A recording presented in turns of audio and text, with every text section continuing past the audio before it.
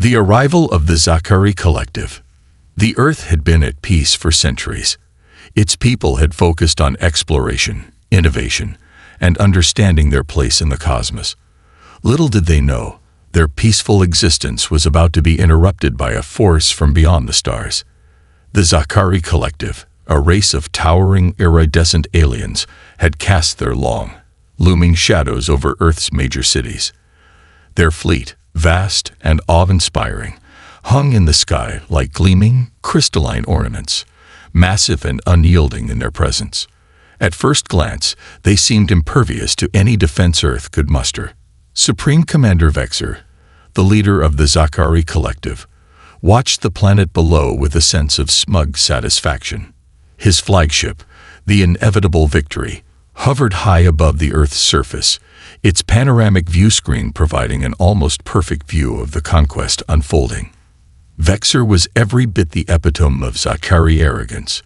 His scales shimmered like polished jewels, and his eyes gleamed with the fervor of a conqueror who had already claimed victory in his mind. He stood in the command center, basking in the radiance of his anticipated triumph. Behold, Vexor's voice boomed, resonating with pride as he surveyed the planet. These primitive humans did not even attempt to resist our superior might. Their puny weapons are no match for our technology. Their armies cower in their barracks, and their leaders surrendered without a single shot being fired. His voice tricked with condescension, as if he were speaking to a group of subordinates who required affirmation. The bridge crew, made up of Scifi soldiers, nodded enthusiastically in agreement. Their collective heads bobbed with synchronized fervor as they all basked in the glory of what they thought was an inevitable victory. Their commander was right. Earth was nothing more than a speck of dust beneath their feet, a planet ripe for the taking. Vexor's second-in-command, Commander Xixis, stood at his side. Her elongated head crest bobbed up and down in agreement, making her appear almost comical in her exaggerated motions. "Yes, Supreme Commander," she said with an almost fanatical devotion, her scales shifting in hue to match Vexor's. Their defenses were completely inadequate. They never stood a chance. The sense of superiority on the bridge was palpable. Officers began to call dibs on various regions of the Earth, eager to divvy up the spoils of war. "I claim the Pacific Ocean for mineral extraction," one officer said with an almost childlike excitement. Another chimed in. "The Amazon rainforest's biodiversity will be an invaluable addition to our research division." As the crew enthusiastically discussed their plans, a small, quiet figure in the corner of the room remained unaffected by the hubbub. Maria Chen, Earth's diplomatic representative, sat uncomfortably in a chair that had been designed with the distinct purpose of being uncomfortable for humans. She had been forced to sit through the entire spectacle of the Scifi's self-congratulation. Her lips pressed together in a thin line, her expression one of quiet amusement, though she would never admit it aloud. Despite the alien invasion and the smugness radiating from the bridge, Maria knew something that Vexor had overlooked. The Scifi had miscalculated. They had assumed that humans were Earth's only sentient species, but they were wrong. The planet was home to a wide variety of beings: dolphins, great apes, cats, and countless others, all with intelligence far beyond what the Scifi had anticipated. And now Maria was documenting every violation of the Galactic Council's laws that the invaders were committing. She could feel the satisfaction growing within her as she added note after note to her tablet, creating a record that would soon become their undoing. Vexor, meanwhile, stood before the view screen, oblivious to the unspoken tension in the room. His ego was inflated to such an extent that he could hardly contain his glee. His voice carried across the room once again, booming with theatrical pride. "This day will go down in history as the moment the Scifi collective demonstrated our dominance over all other species.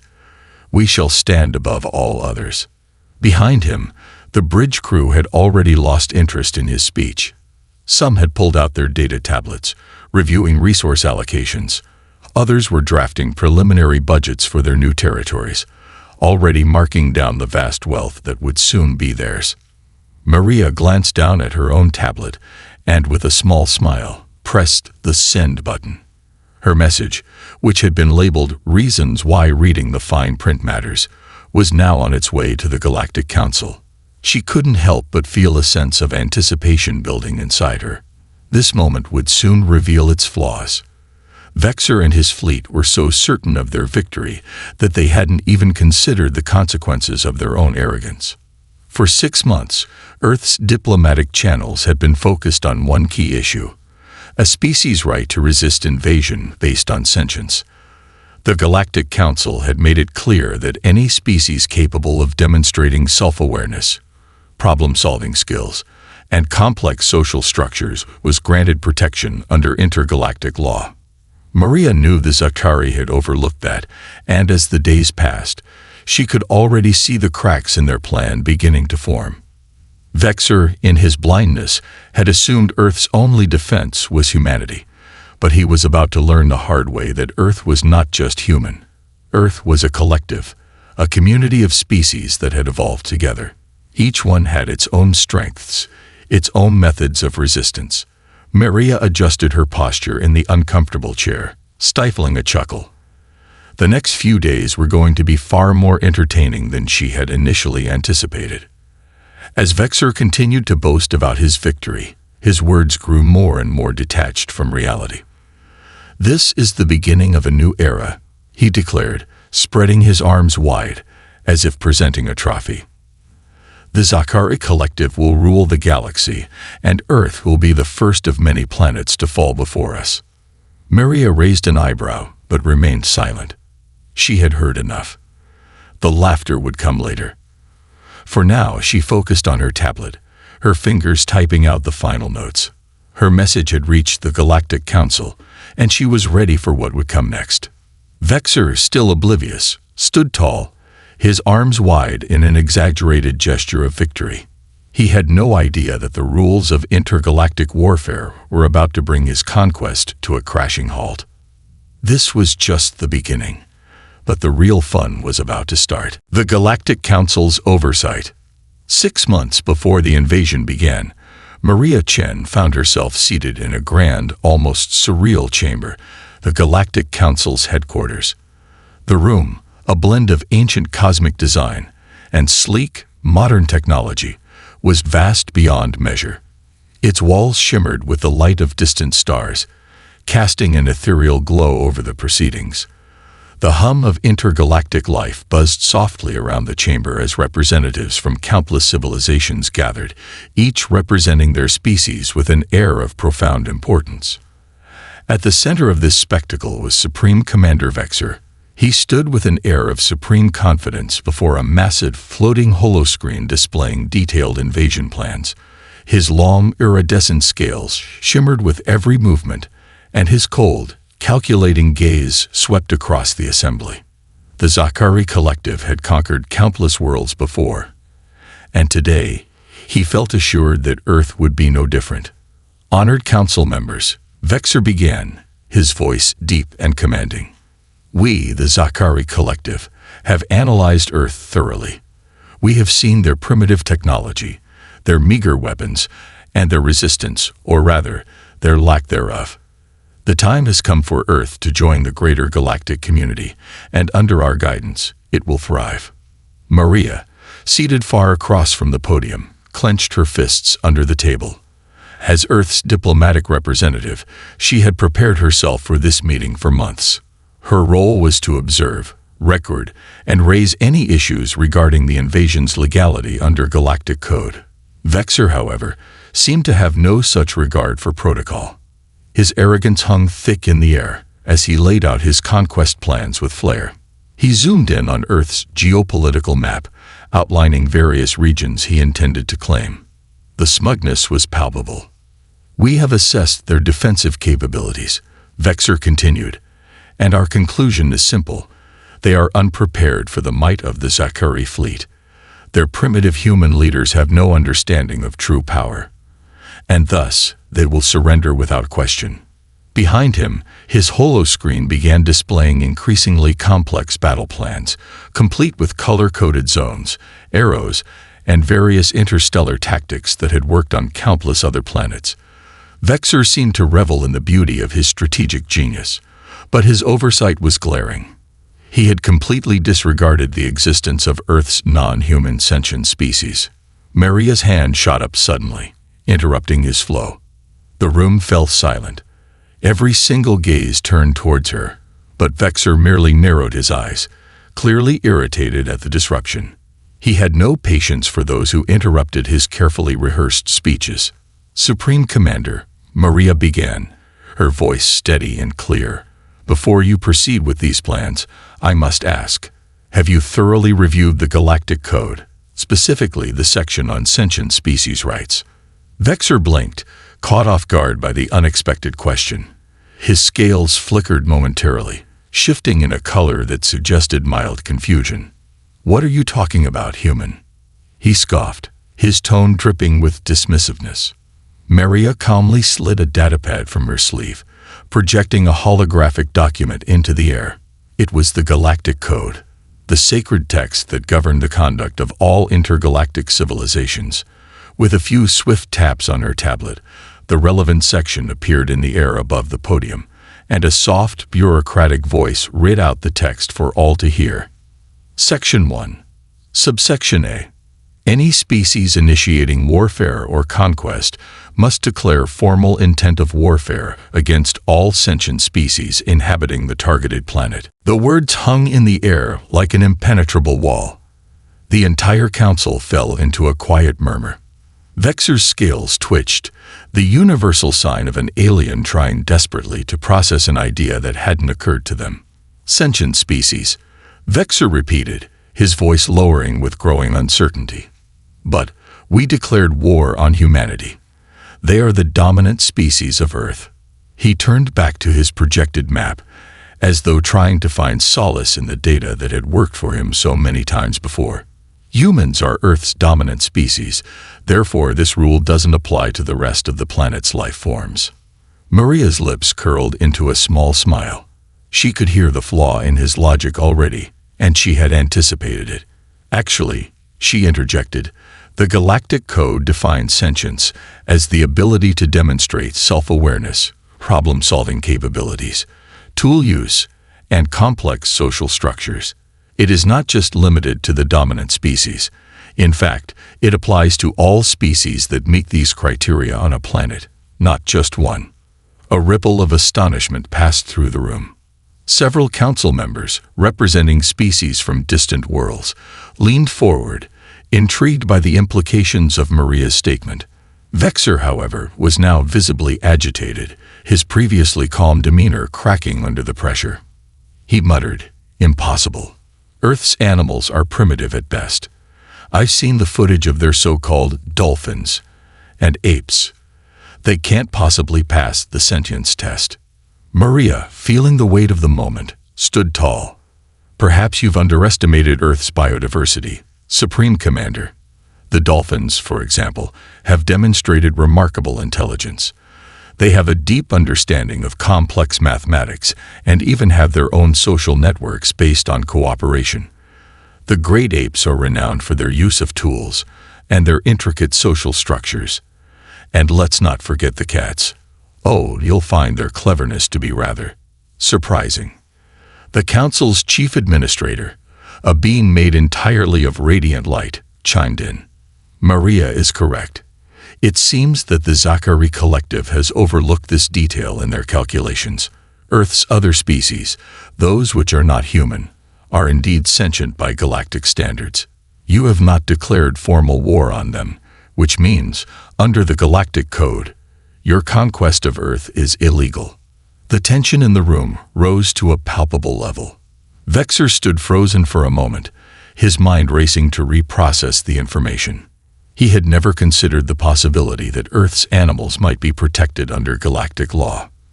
In his mind, only humanity had been the threat, the species worth focusing on. But now, faced with the undeniable reality, his confidence was cracking. "How could we have missed this?" Vexer muttered under his breath, clearly flustered. His second-in-command, Commander Xixis, was now nervously flicking through her datapad, her eyes darting between the screens as though looking for a way to salvage the situation.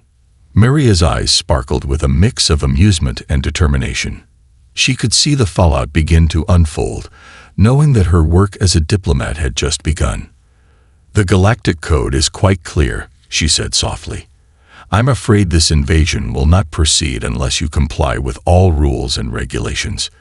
You may have underestimated Earth's strength, not just in terms of human resistance, but in the unity of all its sentient species." A series of murmurs broke out across the council floor. Other representatives, whose species had dealt with their own struggles for recognition, exchanged knowing glances. The Sci-Fi collective, it seemed, had made an irreversible mistake.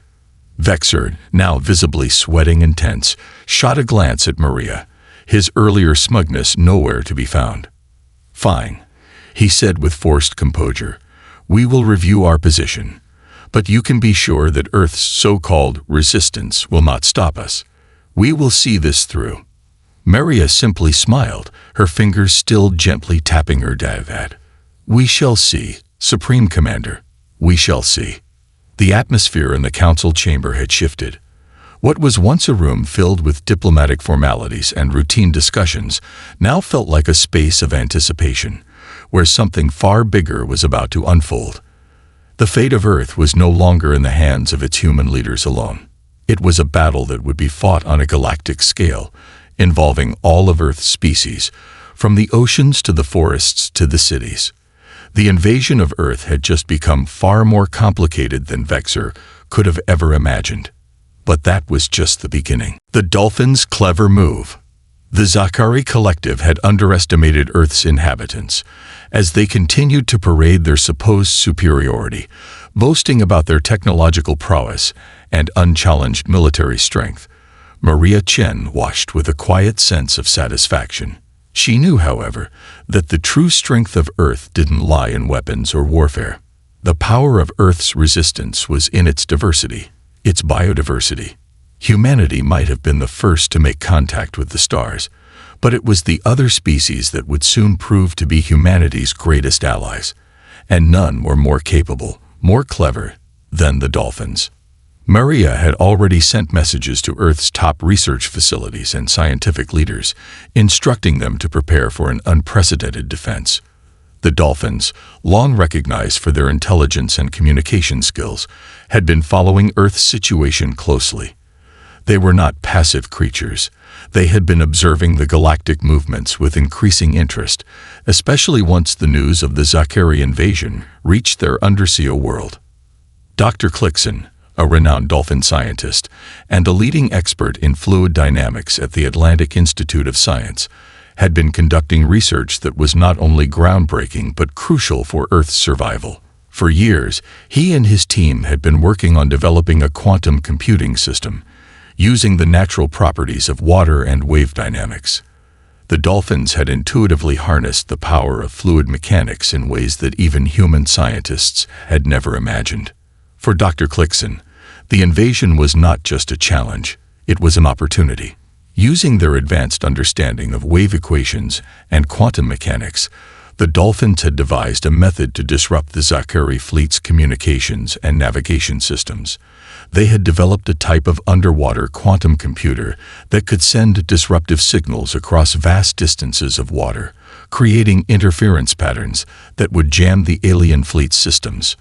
The key to the Dolphins' success lay in their deep understanding of complex natural systems, where the Sci-Fi had expected to find nothing more than dumb animals swimming through the oceans.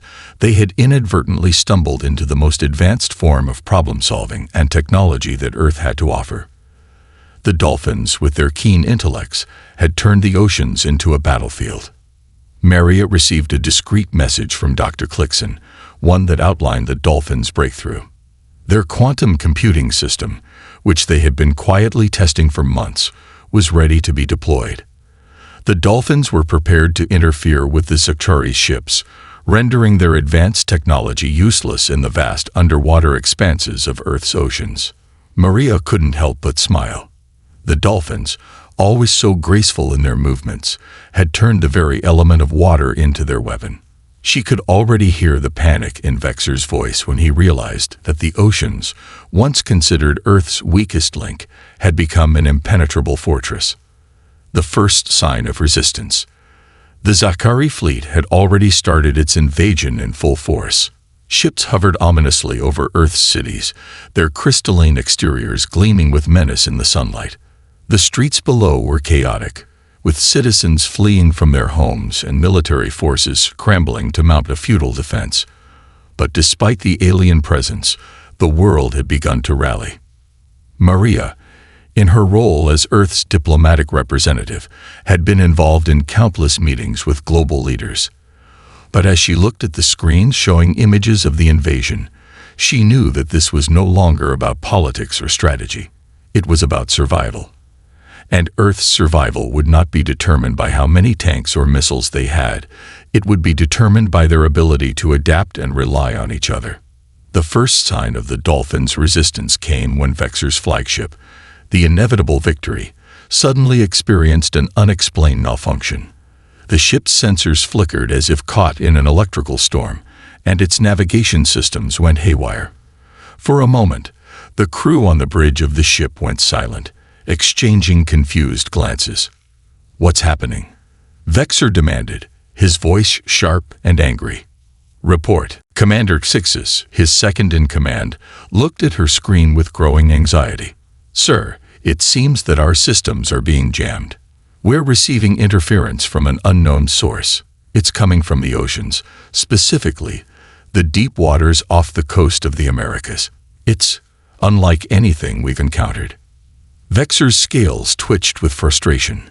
He was no stranger to resistance, but this was different.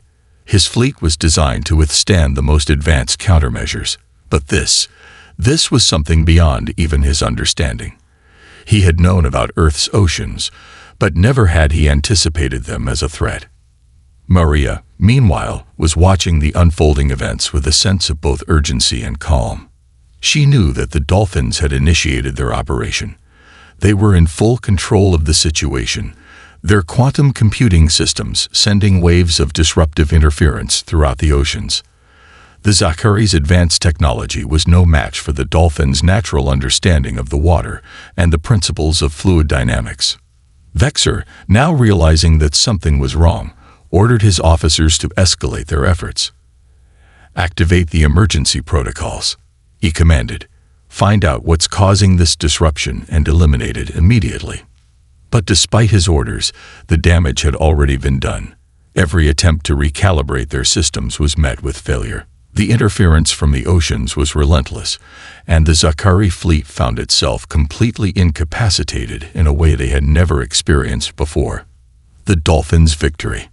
The Dolphins didn't stop with just the disruption of communications and navigation systems. Dr. Klickson and his team had thought ahead, knowing that the Scifi might try to fight back against the interference. They had programmed their quantum computers to create a pattern of interference that would evolve and change, making it impossible for the invaders to counteract. The Dolphin systems were also designed to be adaptive, learning and modifying their attacks based on the actions of the alien fleet. It wasn't just about disrupting the Scifi systems, it was about completely denying them the ability to control their fleet. For the first time in the invasion, the Scifi were rendered powerless. Their ships hovered aimlessly above Earth, their once mighty fleet now little more than glorified paperweights. Maria watched as the news came in. The Dolphins' interference had caused a chain reaction throughout the fleet. The invaders were retreating, pulling back to regroup. The once confident Scifi collective was now in disarray. Earth had just been handed its first victory, not by the might of human weapons, but by the ingenuity of the ocean's most intelligent creatures. Maria's smile deepened. This was just the beginning. The Dolphins had shown the galaxy that Earth's strength didn't just come from human hands, it came from the unity of all species. Vexor's arrogance had led him to overlook one of the planet's greatest resources. Now, Earth had proven that it was more than just a world of humans. It was a world of untapped potential, where every sentient species played a vital role in the fight for survival. Maria leaned back in her chair, knowing that this victory would not just be remembered by Earth, but by the galaxy itself. Vexer and the Sci-Fi collective had underestimated humanity and its allies. And now, as the dolphins' victory echoed through the oceans, Maria knew that this was only the beginning of a larger, more thrilling fight. The galaxy would soon learn that Earth was a planet that would not be so easily conquered. And the dolphins had just made that abundantly clear. The great ape's unexpected contribution, the dolphins' unexpected and resounding victory, had sent shockwaves through the Sci-Fi fleet, leaving Supreme Commander Vexer in a state of disarray. Their powerful quantum computing systems had crippled his advanced military technology, leaving his once invincible armada to float helplessly above Earth, unable to take a single step forward. But what the Sci-Fi hadn't counted on was the other forces on Earth, forces that had long been ignored by galactic invaders, creatures whose intelligence and resourcefulness would soon become pivotal in the defense of the planet. Among those creatures were the great apes, Earth's closest relatives in the animal kingdom. While the Sci-Fi had focused their attention on human cities and their technology, they had failed to notice the subtle power of Earth's primates, who had been observing the invasion from afar. Led by Professor Ruka, a brilliant gorilla known for his mastery of physics and social theory, the great apes had spent decades studying humanity's development, their technological progress, and their own species' potential to make an impact on the world around them. Professor Yuku was a true polymath. He had learned the ways of humans through careful observation, and his innate understanding of physics had led him to develop tools and techniques far beyond the basic stone tools typically associated with gorillas. His natural ability to communicate with his fellow apes had been enhanced over time, and his work on social structures and problem-solving strategies had won him the admiration of the scientific community. But what most people didn't know was that UK and his fellow apes had been quietly preparing for the day when their world would be threatened. They had developed an advanced understanding of geopolitics, warfare strategy, and most importantly, human psychology. The great apes had never been content to sit idly by as Earth's future was decided by others. They had long believed that Earth's future would not be determined by humans alone, but by the ability of all sentient species to work together in the face of adversity. As the invasion began to unfold, UK and his fellow gorillas saw an opportunity to step up and use their intellect to defend their planet. When Maria Chen learned of the great apes' plan, she was immediately struck by the brilliance of their strategy. UK and his team had decided to use their deep understanding of human society to launch an entirely new form of resistance, a peaceful form of rebellion that would leave the Sci-Fi utterly bewildered. UK had been studying human social systems and politics for years, recognizing the complex structures that governed human civilizations. He understood the power of diplomacy and negotiation, and had spent countless hours observing humans navigate the world of international relations. UK knew that, in order to make a stand against the Sci-Fi, the great apes would need to align themselves with Earth's human governments, but they also needed to adopt a method that would completely disrupt the Sci-Fi's view of the world. With UK's leadership, the great apes initiated an unprecedented form of resistance. They began organizing global alliances with humans, focusing on the idea of peaceful coexistence rather than violent retaliation. But they didn't stop there. Luke realized that if the apes were to truly prove their strength, they would need to turn the tables on the invaders, not with force, but with intelligence and humor. Luke's plan was simple but profound. By using advanced human negotiation techniques combined with their own deep understanding of social structures, they would confuse, outwit, and disarm the Sci-Fi not with weapons, but with diplomacy and humor. The apes would infiltrate the Sci-Fi's ranks in a way that no one would ever expect, a tactic that would leave the invaders reeling. The first step, a curious invitation. Maria was sitting in a high-level meeting with Earth's global leaders when she received an encrypted message from UK. It was brief, but it carried the weight of an important plan. The message simply read, "The apes are ready to make contact. We're going to take the Sci-Fi on a ride they'll never forget." Maria's curiosity piqued. She knew the great apes had always been clever, but she had no idea what UK had in mind. The message didn't specify details, but Maria trusted UK's instincts. And she also knew the world needed something, anything, that could shift the balance of power in favor of Earth's defenders. It had become clear that conventional warfare would not be enough. The Zakari were too powerful, too technologically advanced. But Earth's strength lay not in brute force, but in the ingenuity of its creatures, all of them working in unison. And the great apes were about to show just how much power their intellect could wield. The first move came in the form of an invitation to the Zakari fleet, a seemingly harmless diplomatic gesture that was, in fact, a brilliant trap. UK and his fellow guerrillas, together with Maria, had crafted a highly detailed proposal for peace talks with the Zakari.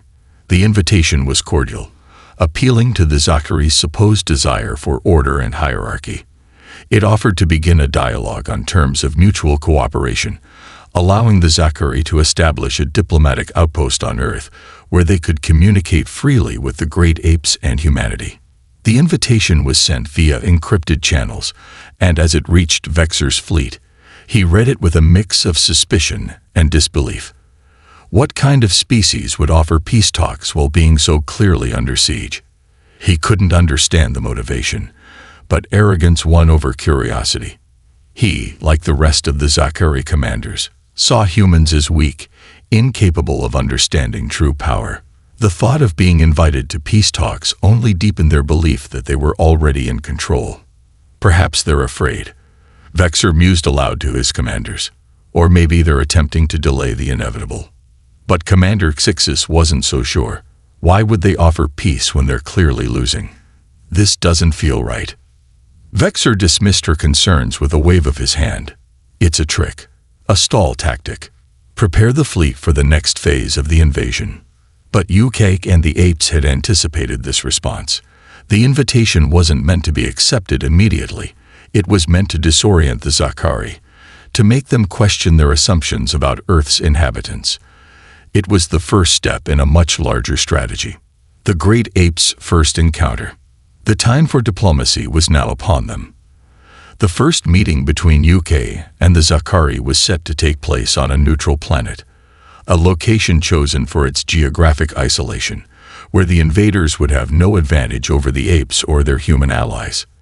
UK, along with several representatives from Earth's governments, traveled to the designated site, where the Zakari had agreed to meet under the guise of peaceful negotiations.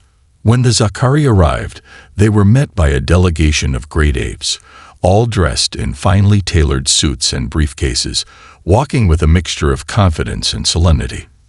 Vexor, upon seeing them, was taken aback. He had expected humans, or at most other humanoid species, but not this. The great apes were calm and collected, maintaining an air of professionalism despite the oddity of the situation. UK, standing tall among them, greeted Vexor with an outstretched hand. Vexor stared at the massive gorilla for a long moment, confused. Was this a joke?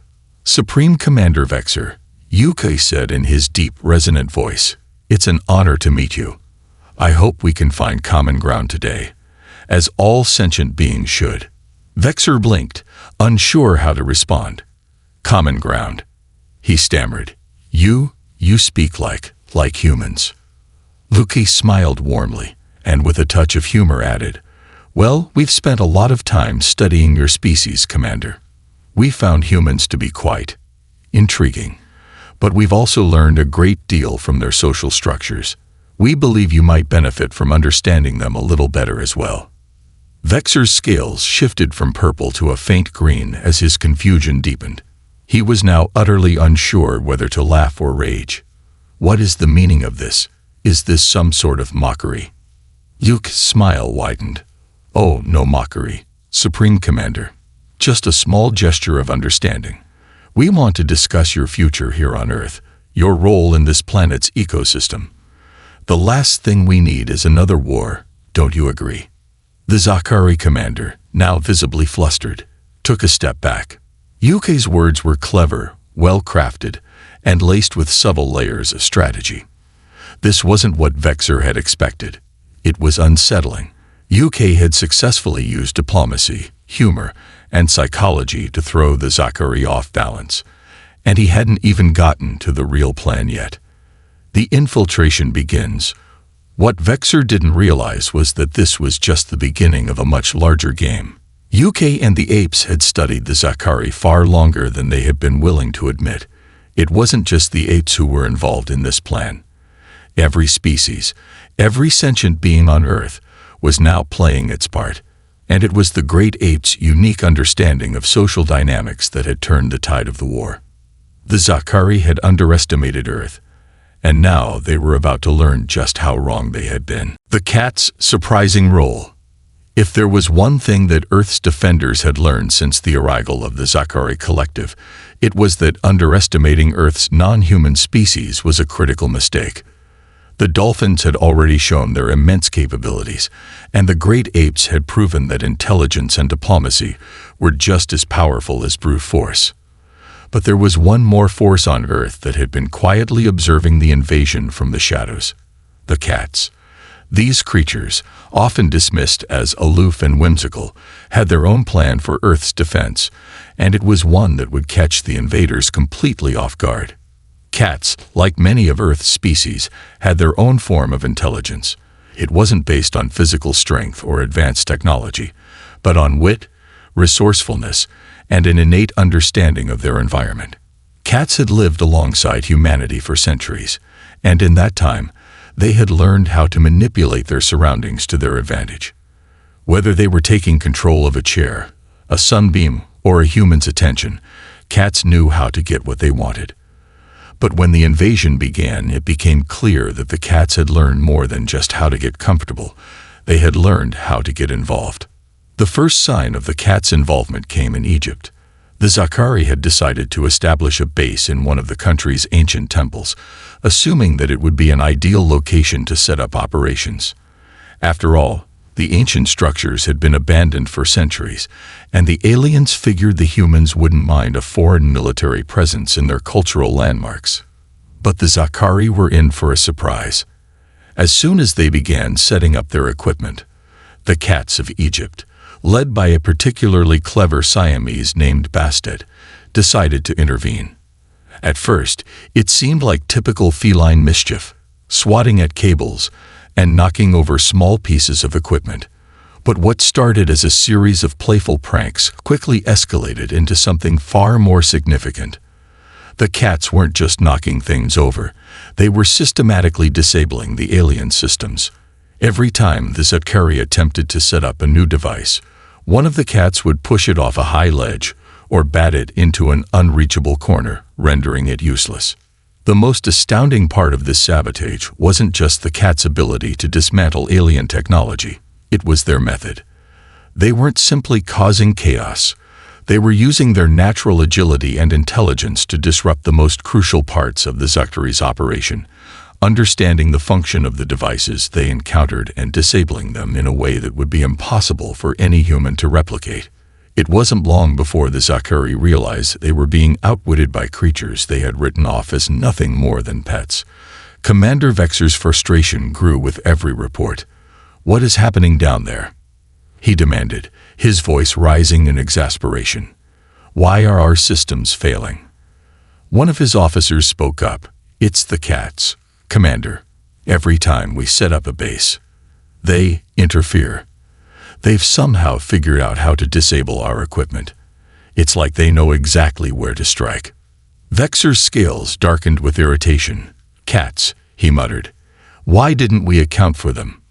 But the cats were only just getting started. The great feline takeover. As the invasion continued, the cats' influence spread far beyond Egypt. They began to appear in reports from other parts of the world. Brazil, India, Japan, all showing similar signs of interference. In Brazil, it was the cats of the Amazon rainforest who had begun to dismantle the Zachary's mining equipment, knocking out power sources and disabling the fleet's communication systems. In Japan, The cats of Tokyo had started organizing protests against the invaders, using their natural stealth and agility to infiltrate Zachary bases and cause havoc. The situation was becoming untenable for the Zachary. What began as simple sabotage turned into full-fledged resistance. Cats across the world began to form their own organized resistance cells, using their communication networks, often conveyed through tail flicks, silent meows, and a surprising degree of coordination, to unite against the invaders.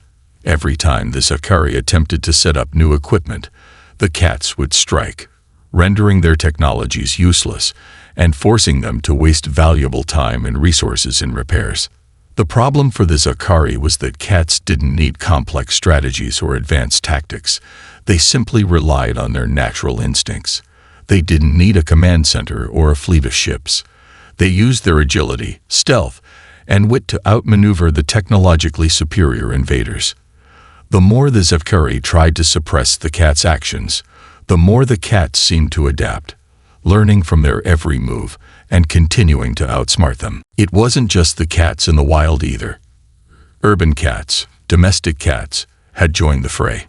In cities across the world, cats began to infiltrate military installations and destroy key infrastructure, often with little more than a swipe of their paws. The technological superiority of the Zachary was rendered moot by the simple cunning of Earth's felines. In the chaos of the invasion, the cats were quietly turning the tide in their own small way, slowly, methodically, and with a confidence that made them seem untouchable. A different kind of negotiation. Maria Chen, watching the unfolding events from her command center, could hardly suppress her amusement. She had always known that Earth's strength lay in its diversity, but the cats had proven something deeper, that even the most underestimated species could become a force to be reckoned with. And yet she also realized that this was more than just a battle of wits. The cats were sending a message to the Zachary and to the entire galaxy. The message was clear. No one species had a monopoly on intelligence or resourcefulness. The cats, despite their relatively small size and apparent aloofness, had shown that they could be just as powerful as any technologically advanced alien race, if not more so. The Zachary, with all their advanced weaponry, had been outwitted by the very creatures they had dismissed as unimportant. Maria couldn't help but admire the cats for their ingenuity. The cats' resistance, however playful it might have seemed at first, was a significant blow to the Zachary collective's morale.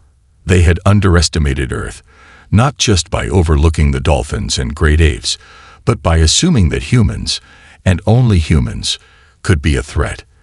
The Zachary had neglected to account for the intelligence and strategic capabilities of Earth's animals, and now they were paying the price. But the cats' role in the resistance didn't stop there. The most astonishing development came when the cats, through a combination of their stealth and cunning, managed to infiltrate the Zachary fleet's most secure systems. In a bold move, a coalition of cats, using their superior agility, had managed to access one of the Zachary's command ships, disabling its systems from the inside out. The sheer audacity of the operation left the Zachary stunned. Cats, the supposed passive bystanders of Earth, had just demonstrated their power in the most unexpected and brilliant way possible. Maria could hardly contain her laughter when she saw the footage of a particularly smug-looking Siamese cat, now sitting proudly in the captain's chair of a captured Zachary vessel, batting at the controls as if it were simply another toy. The fact that the Zachary fleet, with all its advanced technology, had been foiled by the most unlikely of creatures, was nothing short of poetic justice. The galactic impact. Word of Earth's resistance spread quickly across the galaxy. The Zachary fleet, now battered and increasingly demoralized by the constant interference from Earth's animals, began to retreat. Their once proud warships, so sleek and untouchable in the vastness of space, were now limping away from Earth's orbit, leaving behind only the faintest traces of their arrogance. The cats, once seen as mere companions to humans, had proven themselves as essential players in the galactic struggle for Earth's freedom. They had shown that no species, no matter how small or seemingly insignificant, could be ignored in the battle for survival. The Scifi had learned the hard way that they had underestimated Earth's true strength, the strength that came from unity, resourcefulness, and an unwavering determination to protect the planet. As the cats basked in the warmth of their newfound fame, the message was clear for all to hear. Earth was a planet unlike any other in the galaxy, and its defenders would not be so easily conquered. The universe had just learned the most valuable lesson of all: never underestimate a cat.